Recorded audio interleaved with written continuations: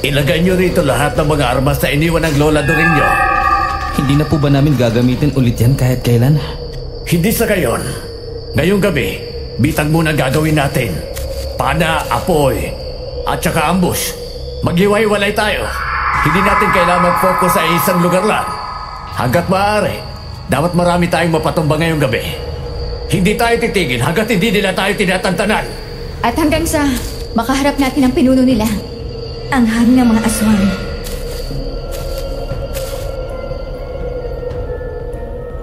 Sabi nila, blood is thicker than water. Pero paano kung sariling kadugo mo pa pala ang magpapahamak sa'yo? Anong gagawin mo? Tatalikuran mo ba sila? O magpapatuloy ka lang na sundin ang mga gusto nila? Kahit alam mo sa sarili mo hindi na tama ang pinaggagawa nila sa'yo. Bago kayo magpatuloy sa pakikinig ng kwento, pasagot naman ang tanong na yan sa comment section. Huwag niyo na rin kalimutang mag-like at subscribe sa channel ng Kwentong Takip Silim para sa iba pa nilang mga sulat na ibabahagi sa atin. Malay nyo, isa na pala ang mga kwento nyo sa napili nilang basahin. Happy listening! Isang mapagpalang araw po sa inyo at sa lahat ng bumubuo ng Kwentong Takip Silim. Itago niyo lang ako sa pangalang Isabel. Hindi ko tunay na pangalan. Dati akong researcher sa Maynila at ngayon ay naninirahan na sa Bohol. Hindi ko na lang babanggitin kung saan sa Bohol. Itong kwentong ibabahagi ko sa inyo ay isang kwento na kahit ako, hindi ko akalain na mararanasan ko sa tanang buhay ko. Pero siguro ganun talaga kapag masyado kang invested sa mga bagay-bagay, pinipili mo talaga silang tutukan. Tungkol ito sa dalawang magkapatid, sina Hara at si Santi. Hindi rin nila tunay na pangalan. Pero ikukwento ko sa inyo sa point of view ni Hara para mas maramdaman niyo kung ano nga ba ang pinagdadaanan nila. At ako, tagapaghatid lang sa inyo ng kwento kung tungkol saan nga ba itong pagsubok na kinaharap nila. At kung paano nila ito nalampasan. Lalo na't pinagdaanan pa nila ito sa lolo nila sa tuhod na si Don Lucio.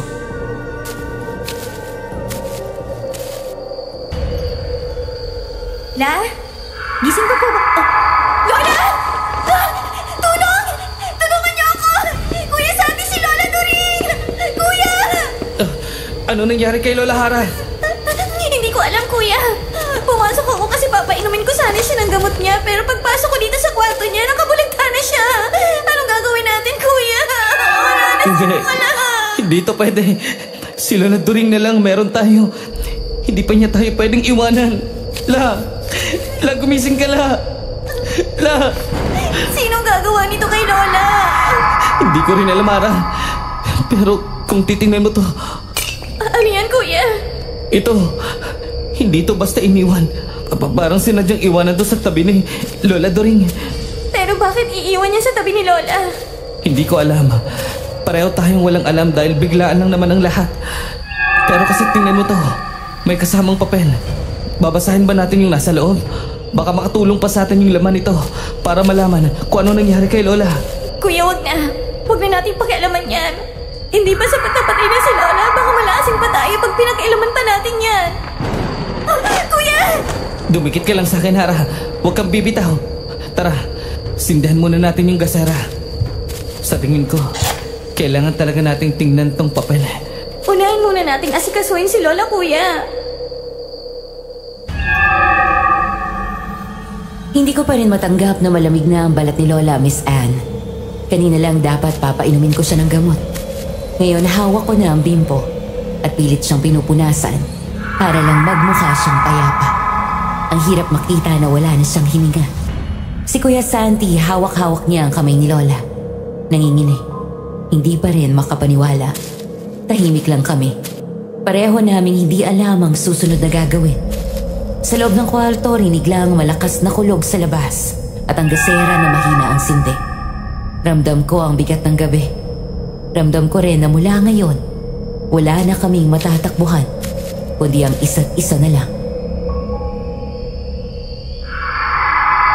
La, pasensya na. Pero kailangan ka na namin bitawan. Hara, takpan na natin siya. Kukuha lang ako ng kumot. Hindi ko pa rin matanggap, kuya. Parang kahapon lang kasama pa natin siya. Habang pinapaalala niya sa atin yung kwento ng pamilya natin. Hara, baka hindi lang kwento yun. Itinapat ni Kuya Santi ang gasera sa papel. Binuksan niya ito ng dahan-dahan. Pagkahila ng tiklo, bumungad ang mga guhit, linya, at simbolo na parang mapa. Sa mga oras na yon, alam kong hindi yon ordinaryong papel lang, Miss Anne. Ano yan? Bakit parang lumang mapa, Kuya Santi? Oo, pero hindi lang to basta mapa. Tingnan mo tong mga guhit. Mga bundok, mga ilog. Pero may mga simbolo na hindi ko maintindihan. Mga krus, tetsulok, tapos parang mga anino ng hayop. At ito, bilog na may marka ng buwan. Para bang ritual. Kuya, baka kaya namatay si Lola dahil dito. Tingin mo. Siguro, gusto niyang ipagpatuloy natin kung ano man to. Baka may iniwan siyang hindi natapos. Huwag mong sabihin sumpa to. Hara, baka kaya tayo iniwanan ni Lola ng mga to. Kasi mukhang hindi lang basta dugo ng tawang meron tayo. May kasalanan, may sumpa, at baka oras na para harapin natin yon. Magdamag kaming hindi nakatulog ni Kuya Santi. Tahimik lang kami nakaupo sa sala. Hawak niya ang lumang papel at ang itak na parang ayaw niyang bitiwan. Habang ako naman, iniisip kung paano kami biglang naiwang mag-isa. Hara! Santi! Ako to si Kapitan Rogelio. Pwede ba akong pumasok? Bukas po yung kapitan. Pasensya na po, Kap. Kagabi lang kasi. Oo, alam ko Iha. Nakikiramay ako sa inyo. Nasaan nga pala ang katawan ni Aling Doring? Nasa kwarto pa rin po, Kap. Hindi pa namin nadadal sa punerarya. Hindi pa rin ako handa. Mamaya pa namin tatawagan ng punerarya. Gusto muna namin masiguro kung may iniwan siyang clue o dahilan kung bakit ganito ang nangyari sa kanya. Santi, hindi lahat ng bagay may paliwanag na ganyan. Minsan dumarating lang ang kamatayan. Lalo na masyado ng matanda ang lola ninyo. Napalunok ako. Ramdam ko ang bigat ng sinabi niya. Pero mas ramdam ko ang pagpupumilit ni Kuya na huwag itong tanggapin na basta na lang. Kahit ako, Miss Anne, hindi naniniwala na basta-basta lang siyang nawala dahil sa katandaan. Lalo pat may mga iniwan siya sa amin na hanggang ngayon hindi namin alam kung paano haharapin. Pero Hara, Santi, gusto ko lang ding ibalita sa inyo na may mga kumakalat na namang krimen. May mga alagang baka at baboy na pinatay kagabi. Ngayon naman sa kabilang baryo. Kap, baka may connection yan dito. Ano yan, Iho? Mapa po. At meron ding armas. Iniwan sa tabi ni Lola Doring kagabi. Iniisip namin ni Kuya Santi na baka may kinalaman din sa pagkamatay ng lola namin. Ang mga gamit na ito na iniwan niya sa amin. Santi, Hara, naiintindihan ko ang hinanakit nyo. Pero sana tigilan ninyo ang mga haka-haka ninyo tungkol sa mga nawawala. Hayop lang ang may gawa niyan. Baka lobo o baka ligaw na aso. Huwag kayong magdagdag ng kwento, lalo na't nagluluksa pa kayo sa pagkamatay ng lola nyo. Kapitan, pwede bang ako muna? Kapitan, sino po siya? Kasama niyo? Oo, si Isabel yan, taga Maynila. Magandang araw, Hara. Santi, ako si Isabel, researcher mula sa Maynila. Narinig ko na may iniwan si Lola Doring na lumang dokumento sa inyo. At kumpirmado ko na meron na dahil sa usapan niyo ngayon lang. Paano mo nalaman yun? Si Lola Doring ang matagal na naming source sa mga lumang tala. Matagal na niya akong sinusulatan tungkol sa mga alamat ng buhol. Kung totoo nang iniwan niya sa inyong papel, baka kaya kong basahin ang mga simbolo na nakapaloob doon. Napatingin ako kay Kuya Santi, Miss Anne. Kita ko sa mata niya na gusto niyang ipakita kay Isabel ang hawak naming mapa. Ako naman, ramdam kong ayaw ni Kapitan Rogelio na palakihin pa ang usapan. Pero sa likod ng kaba ko, alam kong hindi pwede itong manatiling lihim lang. Isabel, pinayagan kitang sumama sa akin dito sa mansyon ng mga De La Peña dahil nangungulit ka. At pinayagan kita. Pero Iha, gusto ko lang malaman mo, na hindi ito ang lugar para sa mga imbentong interpretasyon mo. Ang pamilya lang ng namatayan ang may karapatang humawak sa iniwan ng yumaong si Aling During. Kapitan, hindi ito imbento. Kilala ko si Lola During. Higit pa sa pagkakakilala mo sa kanya. Matagal na namin pinag-uusapan ng mga simbolo ng mapa bago pa siya bawian ng buhay. Kung may iniwan siya, ibig sabihin may dahilan. At baka konektado sa mga nangyari ngayon. Kap, Isabel, kahapon lang, iniwan nila tong papel at itak sa tabi niya. Hindi to aksidente. Kung makakatulong si Isabel para maintindihan tong nangyayari, bakit hindi natin subukan, kuya? At kung maling landas ang tinatahak nyo, kung lalo kayong mapahamak, huwag niyong kalimutan, bata pa kayong dalawa at delikado ang hinahawakan nyo. Doon ko unang nakita, Miss Anne, kung paano nagbanggaan ang dalawang mundo. Si Kapitan Rogelio, mahigpit siya at gusto niyang itigil na lahat bago pa ito lumaki. Habang si Isabel naman ay handang hukayin ang katotohanan kahit hindi na siya taga rito. Kami naman ni Kuya nasa gitna lang. Hawak ang papel na parang apoy. Nakakatakot pero mahirap bitawan. Kapitan, kung gusto niyo akong pagbawalan, fine. Pero hindi niyo mababago ang katotohanan. Kung may pinagmulan ng mga pagpatay na yan, mas mainam na harapin natin bago pa lumala. At nagsisimula ang lahat sa papel na yan. Hara, ipapakita natin sa kanya yung papel. Sa uli naman, tayo pa rin ang magdedesisyon kung ipapakita natin o hindi. Pareho naman natin gustong malatas to, di ba? Pareho natin gustong makahanap ng sagot sa problemang to. At sa tingin ko, si Isabel lang makakatulong sa atin, Hara. Parang huminto ang oras ng mga panahong iyon. Hawak ni Kuya ang lumang mapa at nanginginig ang kamay niya. At sa unang pagkakataon, alam kong hindi lang kami ang haharap sa sumpang iniwan ni Lola Dore, kundi pati ang dalawang taong nasa harap namin ngayon, na magkaiba ang paniniwala, pero pareho namin kailangan. Dahan-dahang iniabot ni Kuya Santi ang papel kay Isabel. Kita ko ang bigat sa kamay niya, na para bang ayaw niyang bitawan yon. Pero alam niyang kailangan. Si Kapitan Rogelio naman, nakapamewang, halatang hindi kumbinsido sa desisyon naming magkapatid. Pero wala naman siya magagawa, Miss Anne. Ito ang gusto namin. Dahil ito lang naman ang paraan na alam namin. Matagal ko nang nakikita mga ganitong guhit sa mga tala ni Lola Doreen. Pero ngayon lang ako nakahawak ng aktual. Mga bundok, ilog. Pero tingnan niyo to, mga krus, tatsilok, at marka ng buwan. Para tong pagsasama ng mapa at ritual. Ritual? Ano bang ibig sabihin yan? Parang yan din yung sinasabi ni Kuya Santi kagabi. Ang ibig sabihin, hindi lang ito tungkol sa lugar. Tungkol ito sa dugo, sa lahi. Para bang may pinapasa ng pamilyang to at may hinihintay na kabayaran. Tama ako, na kaya nga iniwan to ni Lola sa atin. Gusto niyang ipagpatuloy natin kung ano man to, para matapos na. Tapusin? Anong pinagsasasabi nyo? Mga alamat lang yan. Walang kaugnayan sa mga alagang hayop na pinatay. Maging praktikal sana kayong magkapatid. Unang beses nyo palang nakita si Isabel. Huwag niyong sabihin nagtitiwala kaagad kayo. Abay, baka hindi nyo alam na ipinapahamak na pala kayo. Mag-ingat naman kayo, Hara at Santi. Dalawa na lang kayo sa mundo. Papayag ba kayong maski isa lang sa inyo mapahamak dahil sa mga ganitong kababaw na mga bagay? Kapitan, kung alamat lang ito, bakit may mga simbolo dito na tugma sa mga lugar ng insidente kagabi? Tingnan niyo to. Dito, bundok sa Hilaga. May marka ng krus. At kagabi sa parehong direksyon, may mga pinatay na hayop ang sinasabi nilang kanina.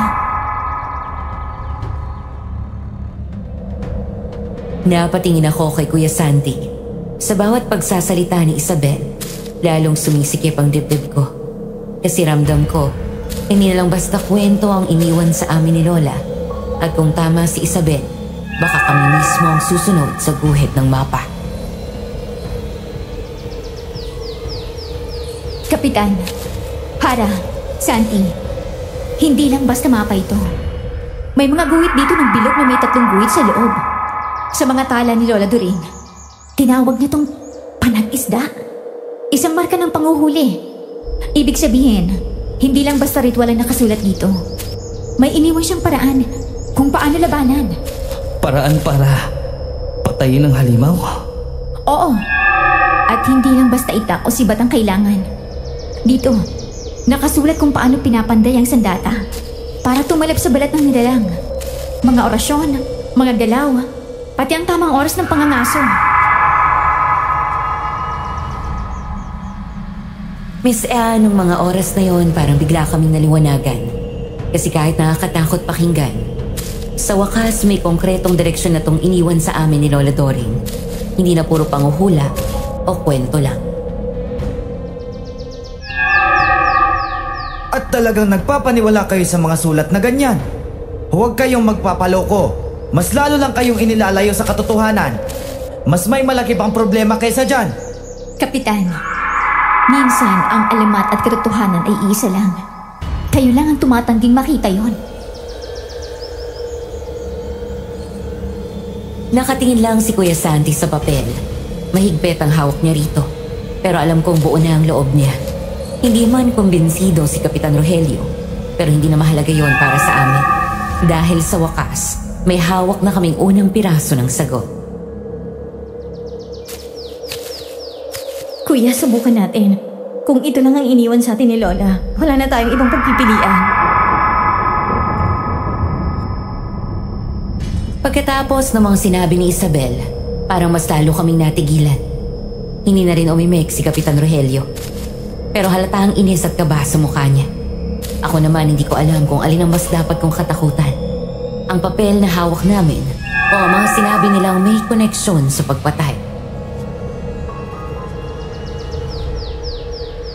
Bahala kayo kung gusto nyo magpauto sa mga sinasabi ng Isabel na yan. Pero sana, huwag niyong idamay ang baryo kapag napahamak kayo dyan. Wala tayong magagawa kung yung taong mas kailangan natin ng tulong, hindi tayo paniniwalaan. Pero ang mahalaga, may lead na tayo. Kailangan lang nating alamin kung ano ba yung nasa likod nito. Binili sa akin ng Lola Doring ninyo na kapag nawala siya, ako nang bahala sa mga iniwan niya. Hindi ko naman inakalang agad-agad siyang mawawala. Pero huwag kayong mag-alala, Santi. Hara, tutulungan ko kayo. Salamat, Isabel. Pero siguro, asikasuhin muna natin yung labi ni Lola Doring. Kinausap namin ang punerarya at inihanda na ang katawan ni Lola Doring. Bago siya kunin, pumasok muna kami ni Kuya Santi sa kwarto. Tahimik at ang bigat ng oras sa kwarto namin ng mga oras na yon. Kita ko sa gilid ng kama ang kumot na nakatakip sa katawan ni Lola. Parang ayaw ko siyang lapitan, pero kailangan. Kuya, ito na yun. Kukunin na siya. Sandali lang, Hara. May gusto lang akong siguraduhin. Napakunot-noo ko nung unti-unting tinanggal ni Kuya Santi ang kumot na nakatabon kay Lola Doring. Pero ang ikinagulat ko, Miss Anne, hindi na siya mukhang si Lola Doring. Maputla na ang balat niya at parang mas nagbago na ang mukha niya mula kagabi. May mga bakas ang leeg at dibdib niya na parang mga kalmoto kaga na hindi ko kayang ipaliwanag. Kuya, bakit parang hindi na siya si Lola? Bakit parang hindi natural yung katawan niya? Mukhang hindi ito gawa ng sakit o katandaan ni Lola Hara. Parang ibang dahilan. Sinabihan kami ng punerarya na kailangan na nilang kuhain ang kabaong ni Lola Doring. Kaya umatras na kaming dalawa. Tahimik lang kaming nakamasid ni Kuya habang inilalabas nila ang katawan ni Lola Doring. Wala ni isa sa amin ang naglakas loob na magsalita. Ang tanging narinig ko lang ay ang yabag ng sapatos nila sa lumang sahig at ang tunog ng kabaong na unti-unting nawala palabas ng pinto. Kuya, wala na talaga si Lola. Tayo na ng dalawa. Oo, tayo na lang. Kaya kailangan nating alamin ang totoo. Ang daming tanong na sabay-sabay pumapasok sa utak ko ng mga oras na yon, Miss Anne. Tulad na lang ng kung bakit gano'n ang itsura ng katawan ni Lola. Ano ang ibig sabihin ng iniwan niyang mapa? At bakit parang kami ang pinili niyang magmana ng sumpa? Pero bago pa ako makasagot sa isip ko,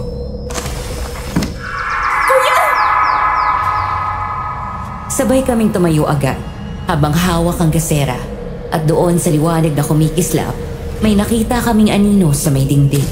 Hindi namin malaman kung kanino kasi kaming dalawa lang naman ang naroon. Hindi pa tapos. Napalunok ako kasi Miss Anne sigurado ako hindi boses ni Kuya yon. Matapos ang kakaibang tinig na narinig namin, nagkatinginan lang kami ni Kuya Santi. Wala ni isa man ang nakapagsalita. Parang may malamig na kamay na dumampi sa batok ko. At mula noo hanggang talampakan, nanigas ang katawan ko sa kaba. Kuya, narinig mo yun, di ba? Oo, Hara. At hindi tayo dapat matakot ngayon. Kailangan nating intindihin kung ano ba talagang iniwan sa atin ni Lola. Doon nagsimula ang unang pagsubok, Miss Anne. Para may gustong subukin kung hanggang saan ang kaya naming dalawa. At kung handa ba talaga kaming harapin ang sumpang iniwan sa amin ni Lola Doreng. Mula nung araw na yon, sunod-sunod na ang mga pangyayari sa amin ni Kuya Santi. Kuya! Nasaan ka? Hara! Nandito ako sa labas ng kwarto mo. Papasukin mo ako. Bukas yan, Kuya! Kuya, may tao sa taas! Huwag kang kabahan. Nandito lang si Kuya. Sabay naming narinig ang mga yabag sa itaas. Mabibigat at parang hayop na naglalakad. Pero may ritmo na parang tao. Hindi ko alam kung anong mas nakakatakot. Kung totoo bang may umaaligid o baka isip lang namin ang gumagawa ng kalaban. Paglingon ko sa bintana, may aninong dumaan. Malaki, matulis ang hugis ng ulo at mahaba ang mga braso. Ngunit pagkidlat ng langit, nawala ito.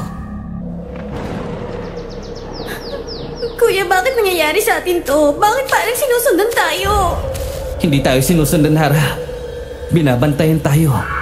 Pinipilit tayong gumising.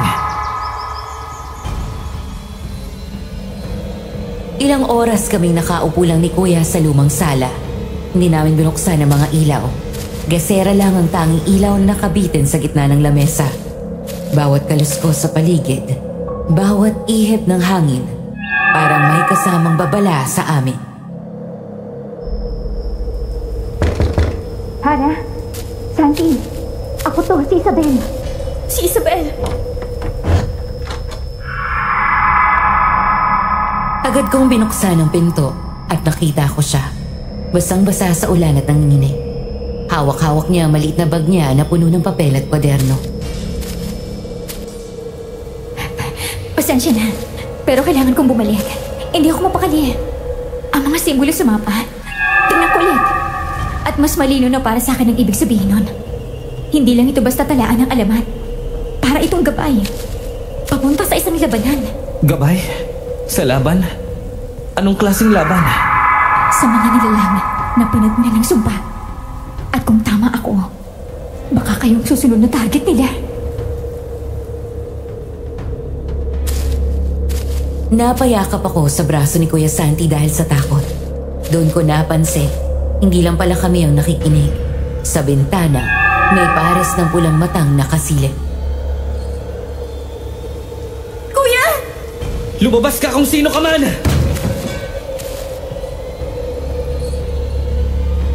Bago pa man kami tuluyang lamunin ng takot, ay isang matandang lalaki ang biglang lumitaw sa pintuan. May dala siyang mahabang baston na may ukit ng mga lumang simbolo. Tama na yan! Hindi pa kayo handang makipagtitigan sa ganyang uri ng nilalang. Sino kayo? Hara! Santi! Siya si Mang Ildefonso.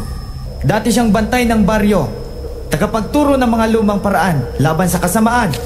Pinuntahan ko siya sa bukid para ibalita ang nangyari dito. Siya lang ang alam kong makakatulong sa inyo.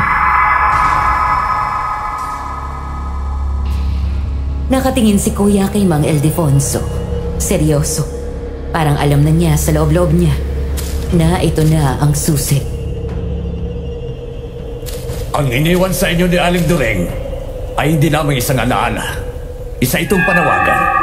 At kung totoo nga ang nakita ng babaeng ito sa mga papel, wala na kayong ibang pagpipilian kundi sumabak sa unang pangangaso.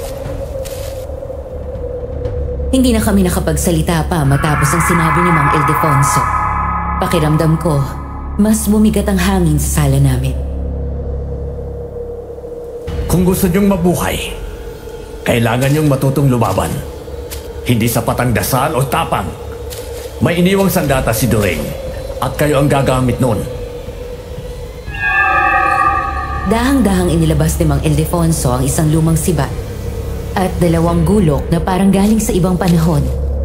Mula sa kahon na binuksan niya, mabigat, matigas, at may nakaukit na mga simbolo sa kahoy. Kuya, kaya ba natin to?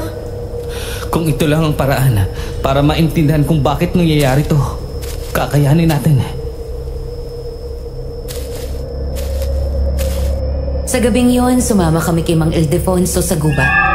Sa una, tanging lamig ng hangin lang nararamdaman ko. Pero habang lumalayo na kami, iba na ang singaw ng paligid. At may naaamoy na akong masangsang. Huwag kayong atras. Ang unang pangangaso ay pagsubok. Hindi para manalo, kundi para maintindihan nyo kung sino ang kalaban. Bigla na lang may tumalon mula sa dilim. Isang nilalahang na hindi ko maipaliwanag. Ang mga mata niya ay kulay abo. Ang bibig niya ay puno ng matutulis na ngipin. Rinig ko ang malalakas na kalabog sa lupa, sabay hampas ng baston at sibat. Sinaksak iyon ni Kuya Santi gamit ang sibat. Pero imbes na manghina, mas parang lumalakas pa ang halimaw. Parang bawat tama, mas lalo pa siyang tumitibay. Mang Ildefonso, bakit hindi tumatalab? Yan ang babala sa inyo, iho. Hindi sila ordinaryo. Ang Haring Aswang ang nagpapalakas sa kanila. Ang bawat sugat na binibigay nyo ay mas lalong nagpapatibay sa kanila. Haring Aswang? Hindi ko maintindihan. Bakit parang mas malakas siya? Ito ang unang aral, iho. Ang kaaway nyo, hindi basta-basta. Bawat galaw ninyo, bawat tama, pwede rin nilang gamitin laban sa inyo. Kailangan ninyong unawain ang galaw nila, hindi lang labanan sa lakas. Kuya, hindi ko na kaya. Umuwi na tayo. Sa bawat yapak namin sa putik at yung dahon, ramdam namin ang presensya ng mas malalim na puwersa. Ang halimaw kahit sugatan, hindi tumitigil. Sa halip parang tinutulungan siya ng dilim, ng hangin at ng mismong gubat. Huwag kayong umasa na matatapos agad ang laban. Ang unang pangangaso ay simula pa lang.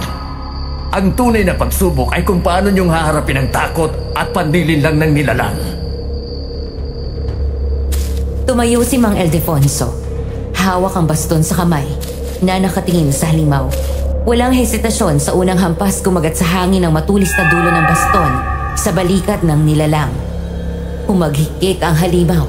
Umatras pero hindi tumakas. Sumunod si Mang Ildefonso sa kanya. Mabilis ang kilos nito sabay suntok sa tiyan. Hampas sa paa at saksak sa gilid ng dibdib. Bawat tama, bawat galaw. Eksaktong sinasala ang kahinaan ng kaaway. Tumilapon sa lupa ang nilalang. Humagikgik at nanginginig na ito sa sakit. Ngunit bago pa man makabangon, isang malakas na hampas muli ni Mang Ildefonso sa ulo nito ang nagpahinto sa halimaw. Para naman ito nagpakita ng huling buntong hininga. Mang Ildefonso, napatay mo ba siya? Hindi pa ito tapos, iyo. Pinapakita ko lang kung paano labanan ang lakas ng kaaway. Kailangan niyong matutunan ang galaw at kahinaan nila bago niyo harapin ang tunay na panganib. Sa dilim ng gubat, ramdam ko ang bigat ng kapangyarihan niya. Ang halimaw na dati hindi matitinag, ngayon parang nahulog sa harap namin. Pero alam naming may mas malaki pang banta na paparating. Pagbalik namin sa mansyon, si Kuya Santi ay hindi mapakali. Hindi siya nakatulog buong gabi, kaya hindi na rin ako nakatulog. Nag-aalala ako para sa kapatid ko, Miss Anne. Lalo na't may mga nababanggit na siyang hindi ko maintindihan. Minsan may isang gabi na naaabutan ko siya sa kusina. Naghahanda siya ng makakain niya. Halatang puyat at wala halos tulog. Kaya nilapitan ko siya para tanungin. Kuya, bakit hindi ka pa rin natutulog? Ilang araw ka nang ganyan. Mula nang sumama ka sa pangangaso. Alam kong para sa atin ang ginagawa mo. para matuto kang labanan ang mga masasamang nilalang na posible nating harapin. Pero sana matuto kang alagaan ang sarili mo. Kung pinapabayaan mo ang sarili mo ng ganyan, tingin mo ba malalabanan natin sila? Sinusubukan ko naman, Hara. Ilang beses na akong uminom ng cloves para lang makatulog ako. Pero hindi talaga tumatalab. Hindi ko lang sinasabi sa iyo dahil ayaw ko naman na mag-alala ka sa akin. Pero kasi, nitong mga nakarang araw, may mga kakaiba akong napanaginipan. Tulad ng ano? Si Lola ba yung napapanaginipan mo, kuya? Hindi, iba. Parang anino. Tapos yung mga halimaw na nakikita natin sa gubat. Tuwing gabi, natingin ko, yun yung salarin. Kaya ang daming mga hayop na nawawala dito sa baryo natin. Pero sa panaginip ko kakaiba, parang anino. May mga halimaw na nakikita natin sa gubat tuwing gabi. At sa panaginip ko, parang inuutusan ko sila. May boses o presensya na hindi ko maipaliwanag. Parang may hari na nagbabantay sa kanila. At bawat galaw namin, bawat tama namin, nagiging bahagi siya ng plano niya. Ibig sabihin, may pinuno ng mga aswang. Kuya, ibig sabihin ba nito bawat laban natin, pinalalakas lang natin siya? Parang ganun. Hindi ko alam kung paano titigil to. At baka kahit hindi natin gusto, baka tayo na mismo ang nagigising sa kasamaan. Ilang gabi pagkatapos ng unang pangangaso, naramdaman ni Kuya Santi na parang may kakaibang pagbabago sa kanya. Madalas na siyang dilat, hindi makatulog ng maayos. Ang pandaman niya ay naging mas matalas at naririnig niya ang pinakamahinang yabag sa paligid. At ang liwanag ng buwan ay tila sumisilip sa kanya. Hara, iba na ang pakiramdam ko. Para akong gising kahit tulog naman ako. Naririnig ko yung mga kaluskos. Nakikita ko yung anino kahit dilim lang. At yung panlasa ko, kakaiba. Parang gusto kong kumain ng hilaw na karne. Ano ba itong nangyayari sa akin? Kuya, hindi na pwede to. Bakit parang hindi na normal? Nagsimulang lahat ng to nang namatay si Lola at pinakialaman natin yung mga hindi dapat natin pinakialaman. Sa totoo lang, Miss Anne, hindi lang si Kuya Santing nakakaramdam ng mga pinagdaraanan niya ngayon. Dahil ramdam ko rin sa sarili ko ang pag-igting ng paligid, ang mga halimaw na nakaharap namin sa gubat, ang bawat galaw namin sa unang pangangaso. Parang mas lumalakas ang impluwensya ng isang puwersa sa likod nila. Parang bawat tama, bawat saksak, hindi lang nakakasakit, ngunit nagpapalakas pa sa kanila.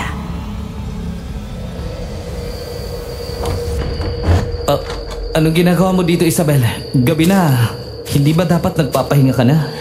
Pasensya ka na, Santi. Hindi kasi ako makatulog. Inaral ko lahat ng mga sulat na pinadala ni Lola Doreen sa akin. Pinagtagpi-tagpi ko ngayon dito. Hara, halika rito. Tingnan niyo to ng kuya mo. Kinuha ni Isabel ang kanyang kwaderno at pinakita sa amin ng tala. Ang mga armas na ginamit namin sa pangangaso. Ayon sa kanyang pag-aaral, ay hindi basta pampuksa. May koneksyon yon sa ritual na alay. Hindi lang saksak o tama. Bawat galaw namin, bawat halimaw na napapahamak, parang bahagi ng isang seremonya na lalong nagpapalakas sa haring aswang. Ibig sabihin, kami mismo ang kasangkapan? Alam kong hindi ninyo sinasadya dahil wala naman kayong alam. Pero bawat laban, bawat tama, hindi lang nakakasugat. Isa itong alay. Kung hindi tayo mag-iingat, baka sa huli, kami rin pwedeng magising sa kasamaan. Doon ko na naramdaman ang bigat ng responsibilidad na wala naman noon, Miss Anne. Ang unang pangangaso ay hindi lang pagsubok sa tapang namin, kundi isa rin itong babala na ang kasamaan, kahit malayo sa amin, ay maaaring ma-activate ng aming sariling mga kamay. Anong gagawin natin ngayon, kuya? Pinagsabihan na tayo ni Kapitan na pag pinasok natin to, huwag nating idadamay ang baryo. Kaya kailangan natin mag-isip ng paraan kung paano natin pupuksain ang mga aswang na yun na hindi natin napapalakas palalo ang pwersa nila. Alam kong mahirap, pero kailangan nating labanan to, Hara, bago tayo tuluyang malunod sa ginagawa nating kamay. At At sa gabing iyon, Miss Anne, ramdam namin na hindi lang halimaw ang dapat naming labanan, kundi pati na rin ang panganib na unti-unting lumalamon sa aming pagkatao. Mang Ildefonso, ano na pong gagawin natin? Kagabi lang, natuklasan namin ni na Santi at Hara na ang mga armas na iniwan sa kanila ni Lola Doreen ay nagsisilbing alay para sa mga aswang at hindi para pampuksa. Madali lang yan. Itigil nyo ang paggamit ng mga sandata ng Lola Doreen nyo. Huwag niyong hawakan dahil sinumpayan, Santi. Anong gagawin natin kung hindi gagamitin? Mas magandang itago natin sa bawal kasama ang asin at orasyon. Habang nakasara yun doon, tsaka tayo gagawa ng ibang taktika. Maraming pwedeng gamitin sa pagpatay sa mga aswang na yan. Pwedeng bitag sa gubat, apoy at bakal bilang pananggalang, ambush na planado, at hindi lang puro saksak. Kung ganun, hindi tayo gagamit ng itak o sibat hanggat hindi nalilinis ang sumpa. Ganun na nga. Ang kailangan natin dito, talino at diskarte nyo. Marami pwedeng gamitin, mga pana, bitag at apoy. Isabel, tutulungan mo kami sa orasyon at dokumento. Hara, ikaw ang magayos sa mga marka sa mapa. Dito na lang ako sa mansyon. Tutulungan ko kayo magplano at i-document ang lahat. Sige po, kung kaya natin idaan sa mas maingat na paraan at mababawasan ang mga biktima nila, kakayanin natin yan. Sino ang may alam tungkol dito? Anak ng kapitbahay ang pinatay kagabi. Mga bata, Mang Ildefonso, anong ginagawa ninyo? Bakit hindi nyo napigilan ito? Kapitan, hindi no simpleng pag-uusbong lang. May sumpa ang mga sandata na iniwan ni Doreen sa mga bata. Kaya pinaplano namin ng ibang paraan. Pasensya na kung... Aling sumpa ang pinagsasabi ninyo? At talagang inamin yung may kinalaman kayo sa lahat ng nangyayari na to. Hindi nyo ba alam kung ano tong ginagawa nyo? Ha? Kayo ang naglalaro ng apoy habang namamatay ang inosente sa baryo natin. Hindi ako papayag na puro plano na lang. Kailangan ng aksyon ngayon. Masyado kasi kayo nagmamagaling. Nakala nyo, alam nyo na lahat ng nangyayari rito. Na baka may koneksyon sa pagkamatay ni Aling Doreen. Kaya ayan, hanapan nyo ng solusyon. Kung kayo ang may gawa, kaya maraming namamatay imbes na mabawasan, hindi ko kayo mapapatawad. Tandaan nyo yan, Mang Ildefonso. Sinabi ko ang nangyari rito para matulungan mo kung mabawasan o makontrol man lang tong mga bata. Kapitan, naiintindihan namin ang galit ninyo. Pero kung gagamitin pa namin ng mga sandata, mas lalala ang sitwasyon. Mas marami ang mapapanaw. Kung ganun naman pala, ano yung tinutukoy niyong plano? Ano ang gagawin niyo para itigil to? Una, ilak ang sandata ngayon din.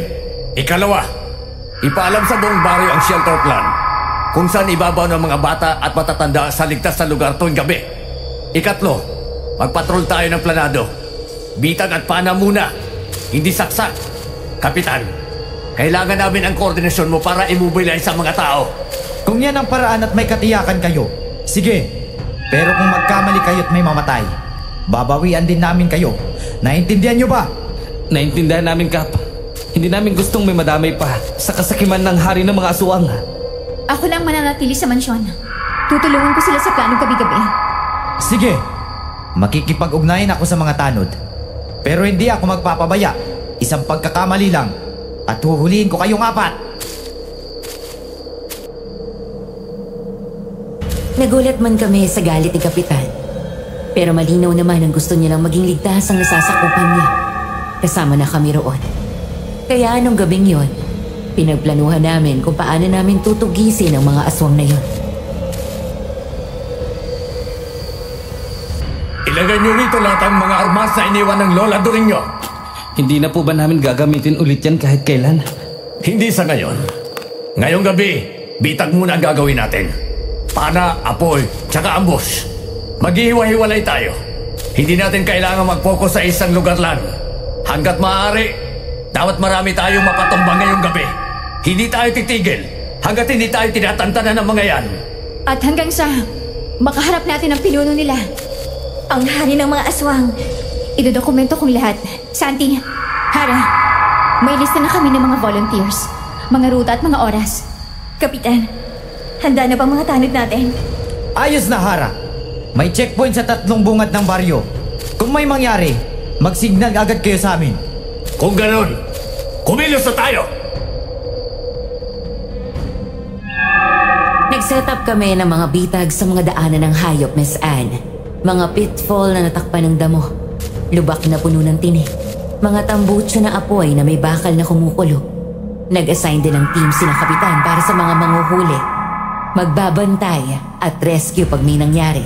O bumaliktad ang sitwasyon sa kalagitnaan ng panunugis namin. Huwag sundan ang tunog. Huwag sumunod ng nag-iisa. Kapitan, maganda na kayo. Ready na kami. Nakapwesto kami sa gubat. Bitag dito, pana doon. Tahimik pero alam kong may gumagalaw sa paligid. Naririnig ko ang kuliglig at malalayong ungol na sabay sa hangin. May gumagalaw sa madahong parte. Isa sa mga bitag ang na-activate na nahuli ang isang aswang. Nakabitin siya. Nakatingin siya sa amin at ang mga mata niya ay kulay abo. Hindi ko matanto kung takot o galit ang nakikita ko sa kanila. Hindi namin pinatay. Hinila lang palabas sa daan. Pero ramdam ko na may puwersa na nagtitipon pa sa paligid. Tignan nyo. May lumalabas na pulso mula sa hilaga. Parang may tumitipon na puwersa. Ang tapang ng amoy na kumakapit sa damit mo, kuya. Yan ba yung dulot ng dugo mula sa aswang? Palagay ko ito nga. Hindi ganito ang amoy ng mga nauna kong napatay nung nakaraan. Kaya hindi ko maintindihan kung bakit ganito na ito ngayon. Dahil yan sa dami ng nabiktima nila, Santi. Ang paglakas ng puwersa at pagdami ng biktima nila. Kaya yan ang resulta nun. Pero ang hindi ko maintindihan kung bakit mas tumatapang na rin ang pang-amoy ko. Kung bakit napapansin ko ang mga ganong bagay kay Kuya Santi. Gaya na lang ng parang may nag-iba sa kanya.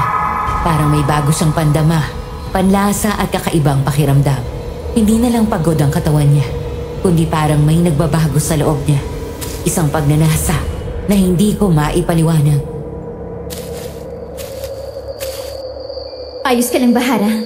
Kaya mo pa ba? Oo, ayos lang ako. Salamat, Isabel. Magsabi ka lang kung pagod ka na o hindi mo na kaya, ha? Magpahinga ka. Huwag mong pilitin ang sarili mo kung hindi mo na kaya. Mas mahirap kung may mapahamak maski isa sa inyong magkapatid. Oo, ayos lang ako.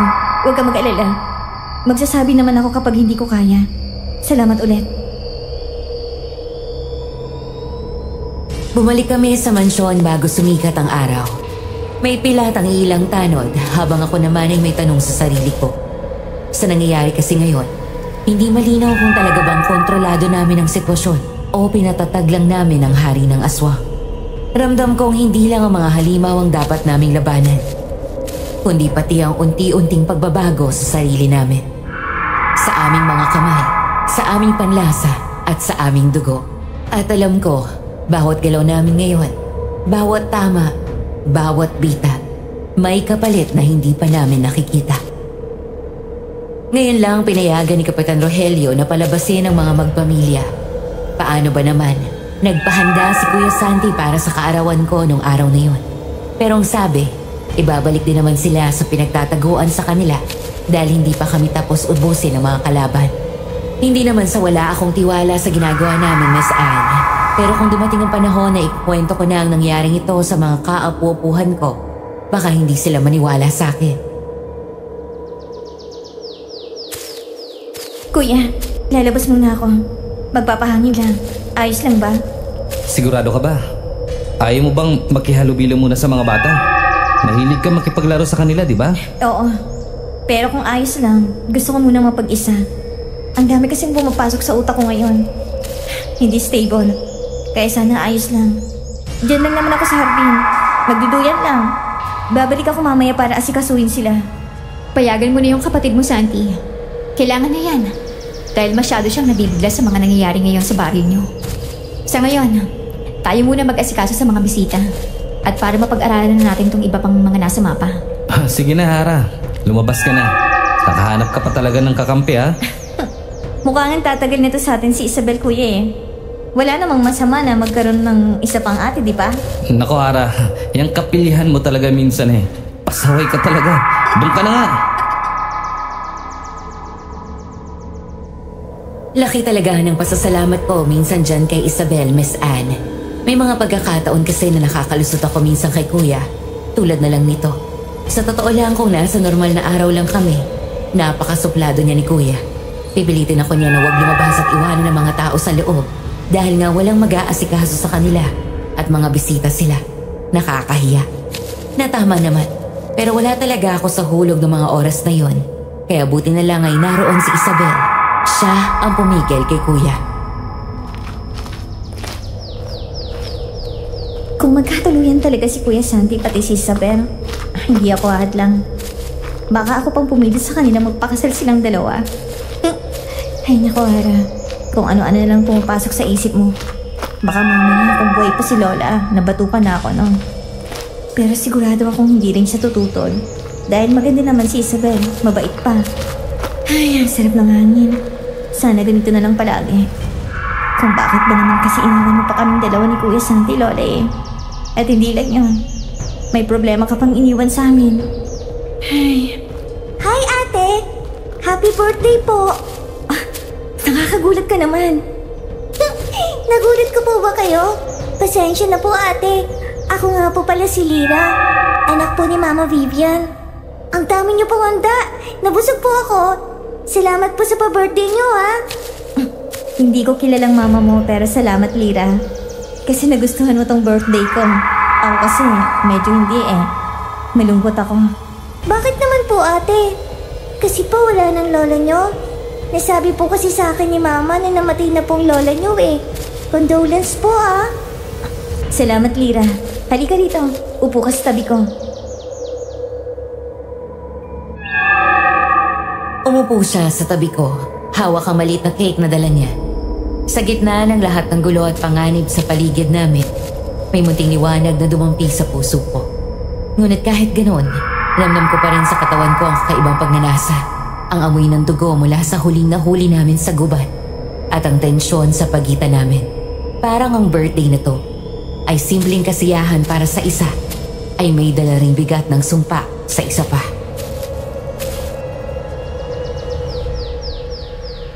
Ate Hara, kilala niyo po ba yung lalaking yun?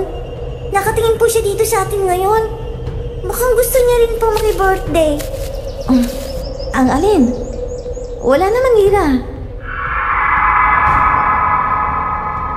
Pero hindi siya tumingin sa paligid lang. Diretso siya sa madilim na sulok ng hardin.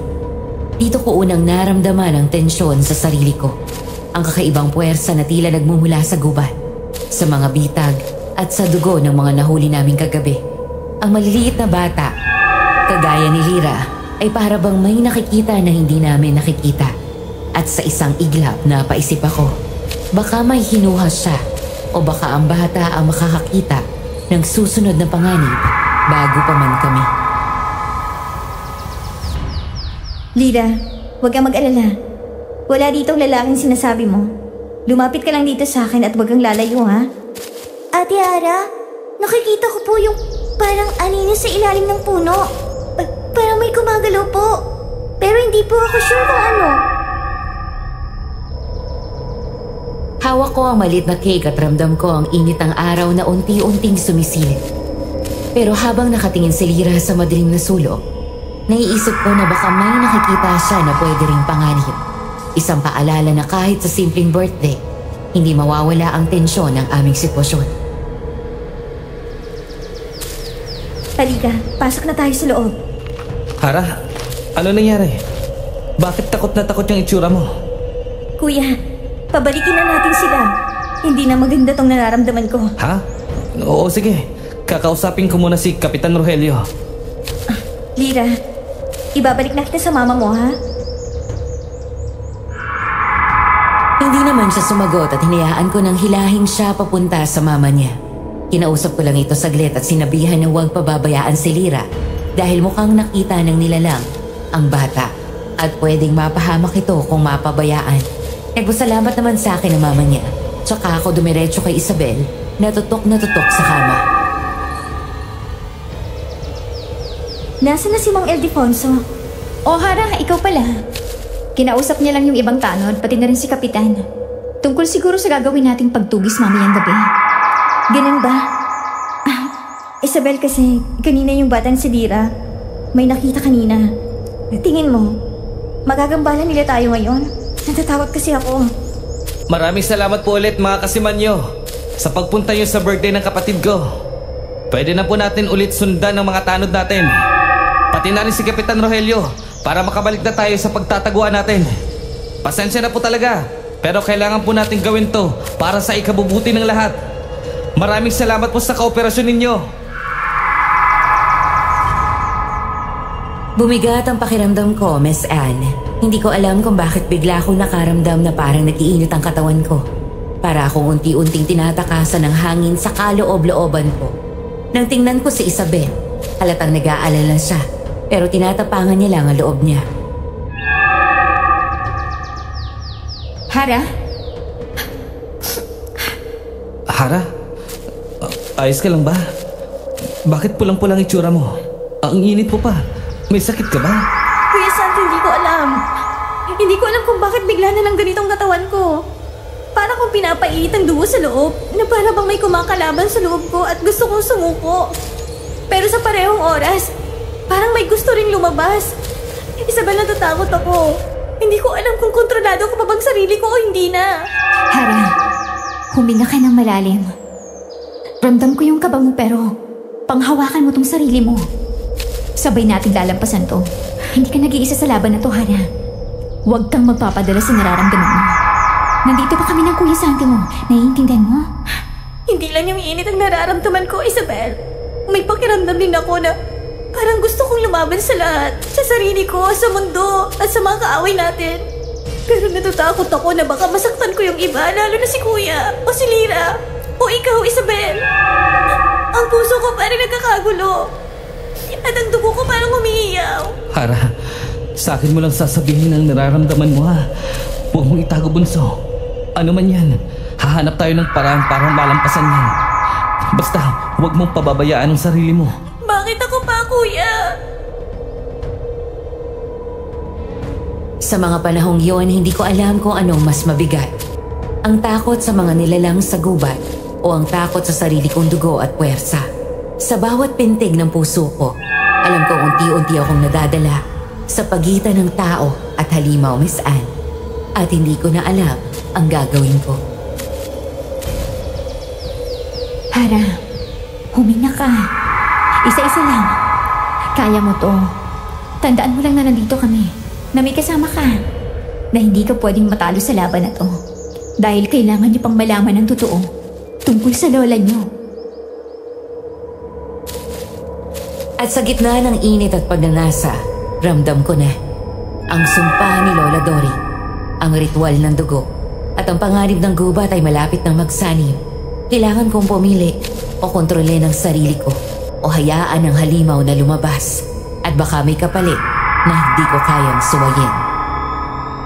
Sa isang iglap dumulas ang kamay ko sa kamay ni Isabel. Ang init noon, Miss Anne. Naramdaman kong parang may dumadaloy na apoy sa loob ng mga ugat ko. Bago ko pa namalayan, nailapat ko na ang kamay ko sa balikat niya at mahigpit ko yung nahawakan para bang mababalik ko ang buto niya.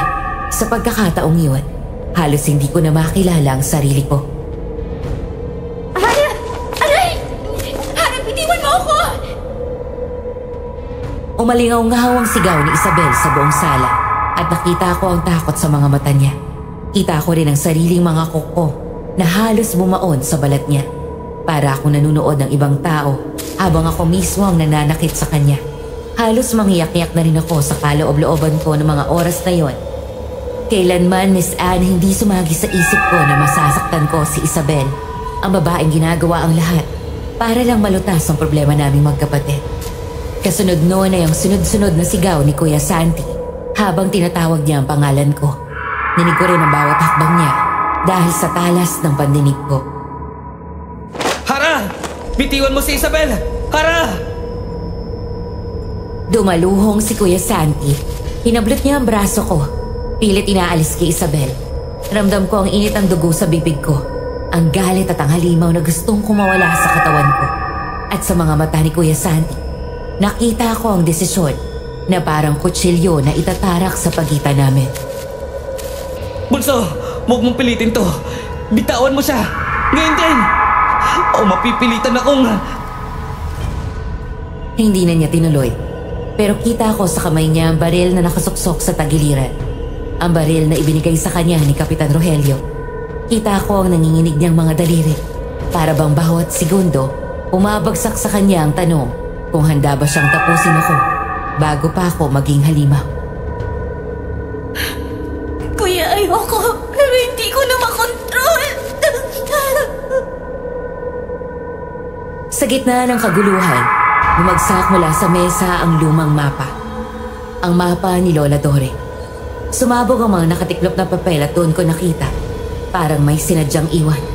Mga guhit ng isang ritual, mga tuldok ng dugo, at latay ng mga pangalan. Sandy, tingnan mo to. Yung iniwan ni Lola. May paraan para putulin ang sumpa. At doon ko nabasa sa sulat ni Lola Dore, ang dugo laman ng tagapagdala ang makakaputol sa sumpa. Isang buhay kapalit ng isa. Piliin nyo ng maigi. Isa lang ang tanong dito. Sino sa atin ang magsasakripisyo? Nakatitig ako kay Kuya Santi, kay Isabel na nanginginig at may dugo sa balikat at sa lumang papel na kumikislap sa ilalim ng liwanag. Ramdam ko ang bigat ng tanong na yon. Sa bawat hinga ko, ramdam ko rin ang halimaw sa loob ko na handa ng kumawala. Hara! Santi! Isabel!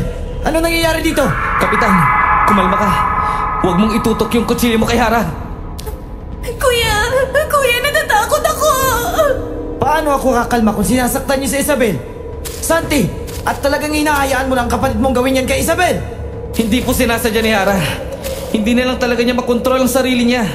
Pero parang awa mo na, Kapitan. Huwag mong gawin to sa kapatid ko. Anong hindi makontrol? Ano bang nangyayari kay... Santi! Huwag mong sabihin aswang ang kapatid mo! Kapitan, hindi po. Hindi po ako aswang, hindi po. Kuya, tulungan mo ako. Hindi ko na maintindihan itong nangyayari sa sarili ko. Mukhang may mas mabigat pang problema kaysa sa pagiging aswang ng isa sa kanila, Kapitan. Santi, alam mong mahal mo ang kapatid mo. At kaya mong gawin ang lahat para lang maprotektahan siya. At naintindihan ko yung iyo. Kaya sana, maintindihan mo rin ang suwestyon ko. Anong suwestyon niyo, Mang Ildefonso? Kailangan nating igapos si Hara. Ano?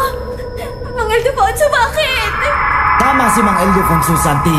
Maaring hanggang sa kumalma at bumalik sa dati niyang sarili si Hara. Doon ay pwede na natin siyang pakawalan. Siguro naman hindi magiging mabigat ang desisyon na yun para sa'yo. Isipin yung buhay ng mga inosenteng tao dito sa Bohol ang nakasalalay dito, Santi. At bilang ikaw ang nakatatandang kapatid, alam kong alam mo kung ano ang nakakabuti para kay Hara. Sana pakinggan niyo ang hinaing ko, gaya na kung paano ko pakinggan lahat ng suwestyon niyong gawin ko. Lahat ng ginagawa niyo para sa baryo, sinunod ko. Kaya sana na may pakinggan niyo rin ang sa akin. Kung yun ang tingin niyo makakabuti para kay Hara, sige po, pumapayag ako. Kuya, bakit ka pumayag? Hindi ko na nasundan pa ang sunod na nangyari dahil naramdaman ko na lang ang sarili kong nanlalamig ang kamay dahil sa malamig na metal na posas, pati na rin ang mahigpit na kapit ng lubid sa paa ko. Hindi ko alam kung saan banda naging nakakabuti ang ganito, Miss Anne, o gano'n nakakita ng takbo ng utak ko ng mga panahong yon dahil pare-pareho lang naman kaming hindi alam ang gagawin. Kuya, Kapitan, bakit ganito? Huwag ka mag-alala. Akong bahala sa'yo, Hara. Hindi kita pababayaan. Mananatili ako nakabantay sa'yo hanggang sa maging maayos ka na.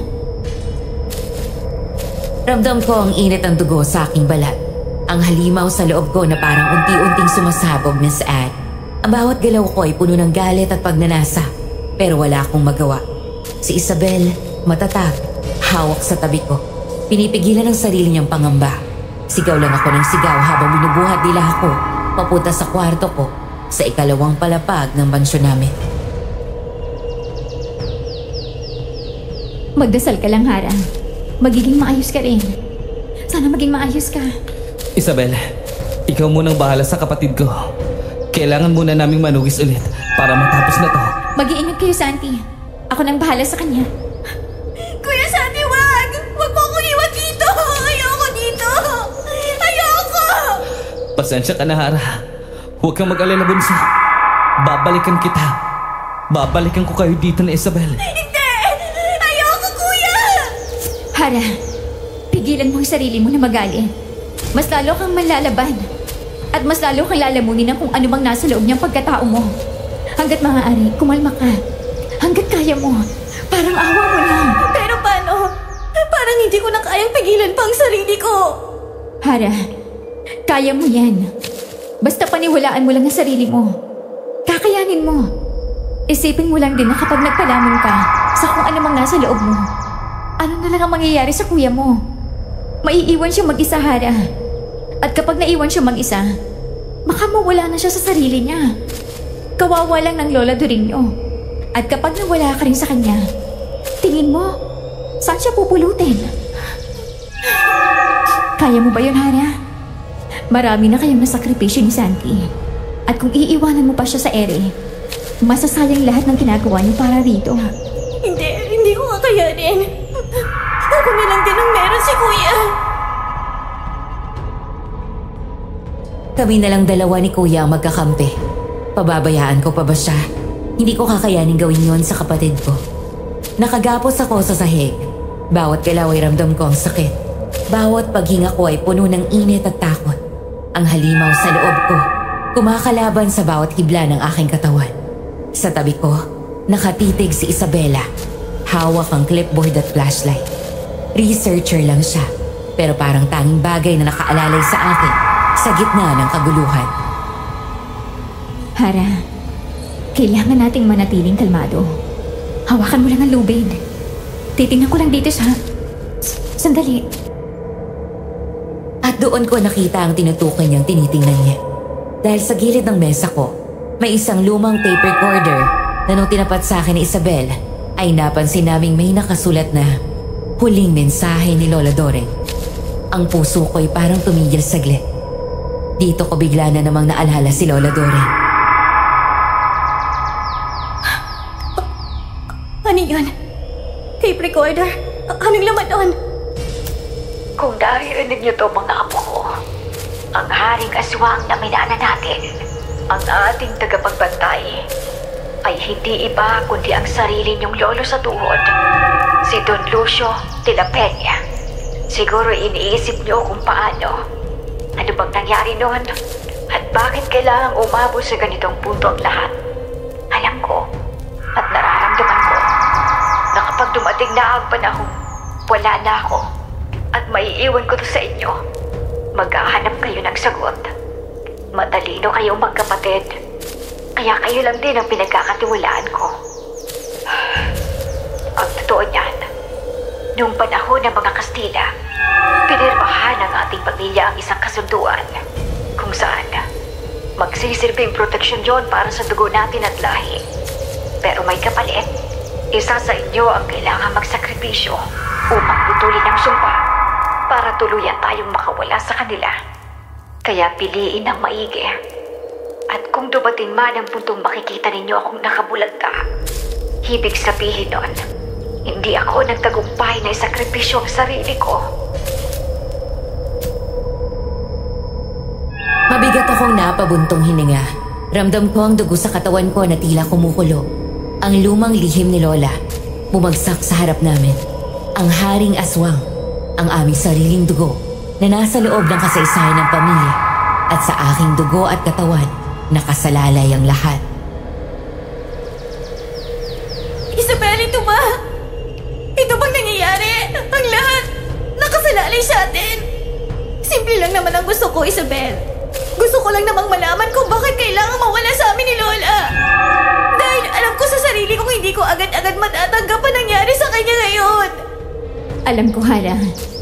Alam kong hindi mo ito matatanggap agad. Kahit ako, walang naniniwala sa akin nung sinubukan ko itong ibahagi sa iba sa Manila. Kaya kahit alam kong mahihirapan ako, hindi na ako nag-atubiling sumugal at pumunta rito. At hindi naman ako nagkamali. Totoo ang lahat ng mga nakasulat sa mga talang ipinadala noon sa akin ni Lola Doreen. At bilang pinagkatiwala niya rin sa akin ang nangyaring to, hindi ko hahayaan na mawala na lang to sa history natin. Ewan ko, Isabel. Basta gusto ko lang matapos na to lahat. Mukhang tama rin ako sa sinabi ko. Hindi ang halimaw, na namumuhay sa loob ng pagkatao mo ang dapat nating problemahin, kundi kung paano natin haharapin si Don Lucio, ang lola niyo. Ramdam kong mas humigpit ang kapit ng lubid sa mga pulso ko. Ang bawat galaw ay masakit. At bawat salita ni Lola sa tape recorder ay parang tinutulak ako patungo sa sukdulan. Ang desisyon, hindi ko na kontrolado. Pero ramdam ko ang hangarin ng halimaw. Sabay na takot para sa iba. Kung wala lang si Isabel sa tabi ko, hindi ko na alam kung anong pwedeng mangyari sa akin. Baka nawala na ako sa sarili ko at tuluyan na ngang nagpalamot sa dilim. Hara, hawakan mo lang ang lubid. Titingnan natin ang lahat sa mapa. Tingnan ang sulat ni Lola. Makakagawa tayo ng paraan kahit paano. Basta kumapit ka lang sa akin. Isabel, hindi ko alam kung kaya ko. Kung kaya ko bang pigilan ang sarili ko. Ang dugo, ang init, ang sumpa, at si Kuya, si Lola Doring. Binabaliw na ako ng lahat ng yan. Pasensya na kung nadamay ka pa rito kahit hindi dapat. At ngayong nasagot na lahat ng tanong sa utak ko, alam kong malapit na kami sa totoong laban. Ang laban na kung saan kailangan na talaga naming harapin ang tunay na kalaban. Walang iba kundi ang sarili naming kadugo na si Don Lucio de la Peña. Napabuntong hininga na lang talaga ako ng mga panahong yan. Kasi kung hindi nagawa ni Lola Doring na matapos ang sumpa, ibig sabihin, ganun siya kalupit at walang patawad kahit sa aming mga apo niya. Dito ako napatanong, hindi na ba talaga matimbang ang dugo kesa sa tubig?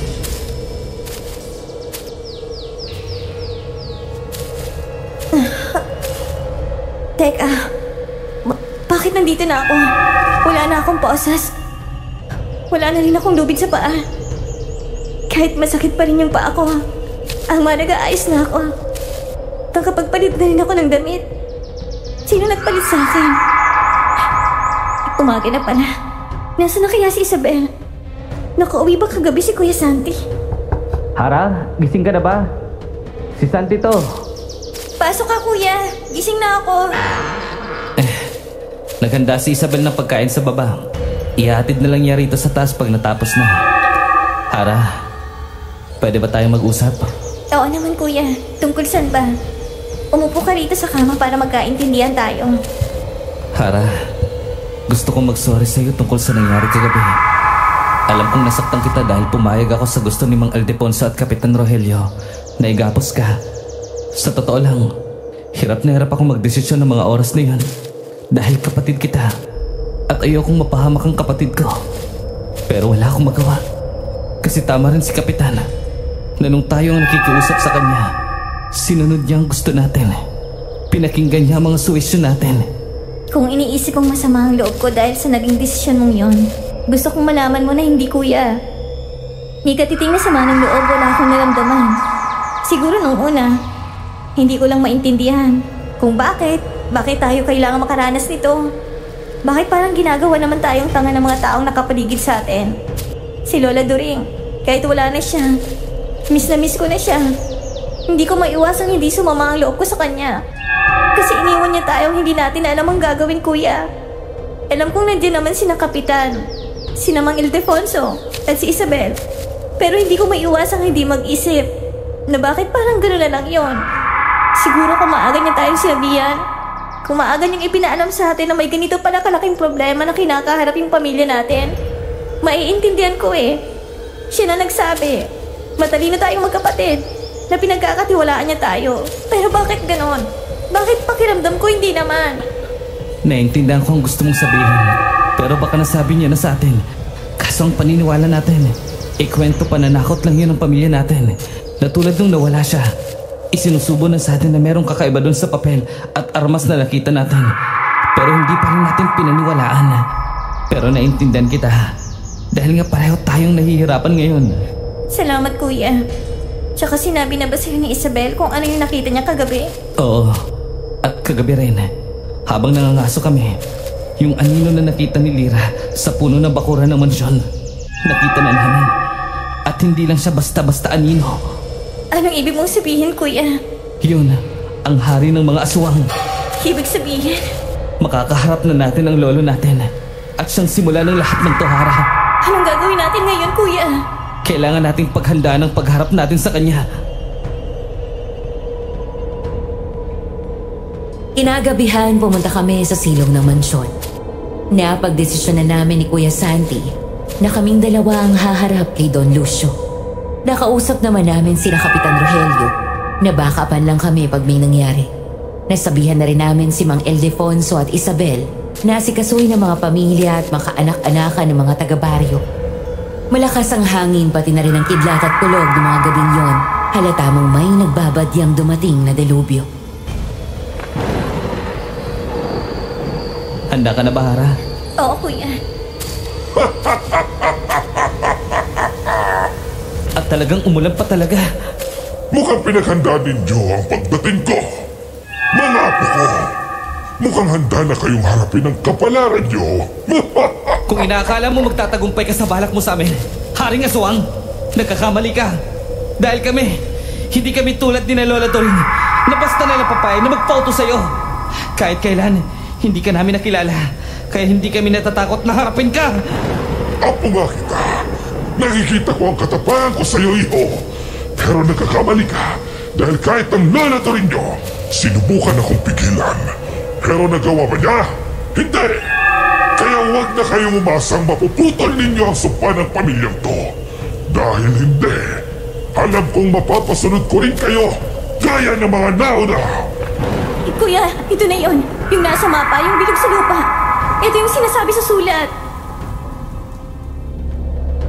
Sa ilalim ng madilim na silong ng mansyon, kita namin ang mga marka sa lupa. Mga guhit ng dugo, simbolo ng ritual. Parang may sariling buhay ang hangin. Umiikot at umiinit ito sa balat. Kung totoo ang dugo mo ang pinagmula ng sumpa, dito na rin matatapos, Lolo! Hindi na kami papayag na may kasunod pa! Kung gusto niyo tapusin, kailangan na may mag-alay. Kayo rin ang pinili ng kasunduan. Kayo rin ang magiging susunod na sisidlan.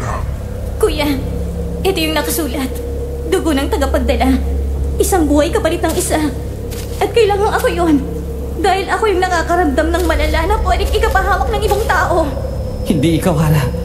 Ako ang panganay. Kaya ako na lang ang mag-aalay. Hindi, kuya. Ikaw ang natitirang tagapagtanggol. Kailangan mong mabuhay para sa lahat. Hindi na ako nag-isip pa. Sa bawat segundo, mas lumalakas ang alon ng sumpa. Mas malapit ang Haring Aswang.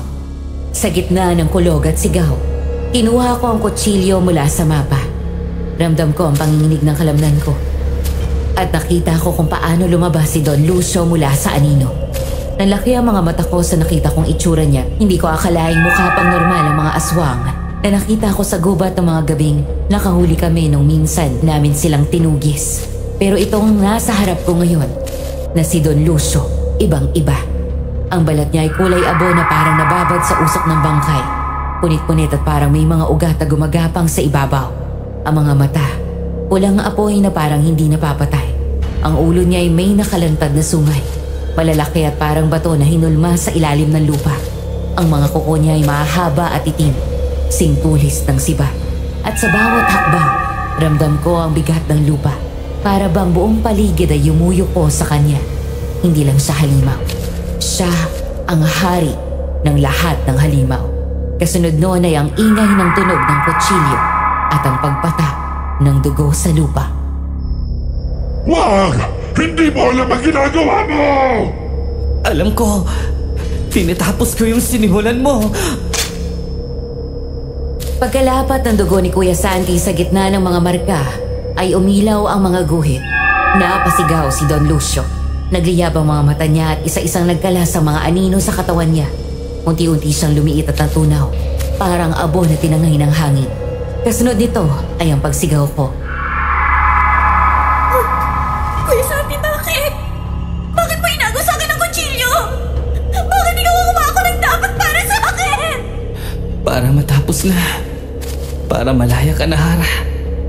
Para wala ng ibang batang makakaranas nito. At saka, kuya mo ko, di ba? Ako ang bahala sa'yo. Gagawin ko ang lahat para mailigtas lang kita at maprotektahan. Mas lalong lumakas ang pag-iyak ko nang pumikit na lang bigla ang mga mata niya.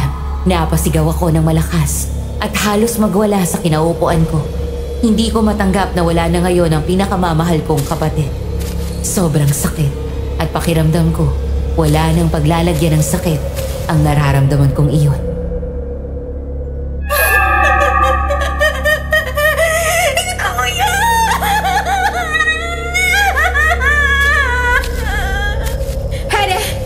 Sumilong muna tayo. Isabel, ang kuya ko. Wala na siya, Isabel. Wala na akong kapatid. Iniwan niya na ako. Alam ko.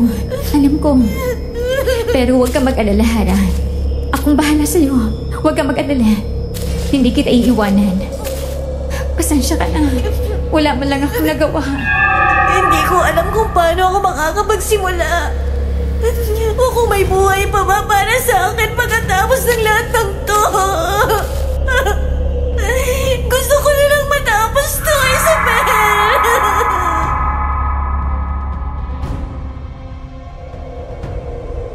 Namatay ang Haring Aswang dahil sa ritual ng dugo ng sariling lahi namin. Ang dapat na nakababatang kapatid na magsasakripisyo para maputol ang sumpa ay naging baliktad dahil siya ang naiwan. Habang ang panganay na anak naman ang nagsakripisyo at itunuring na tagapagtanggol ng buhol. Nasira ang generational trauma at generation cycle na matagal nilang pinagpasapasahan at ang alaala ng kanilang lahi na dala ang siyang naiwan. Dito na po nagtatapos ang sulat ko. Maraming salamat dahil binigyan niyo ako ng pansin. Bukod doon ay nabigyan pa ng tsansa na ma-air dito sa channel niyo.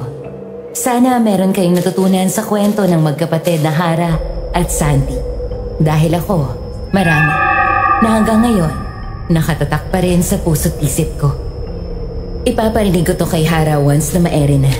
At sana matuwa siya na kahit papaano, nakahanap ako ng paraan para manatili pa rin nakatatak sa mga alaala ng ibang tao ang sakripisyo na ginawa ng Kuya Santi niya para sa pamilya nila at sa buong lugar nila.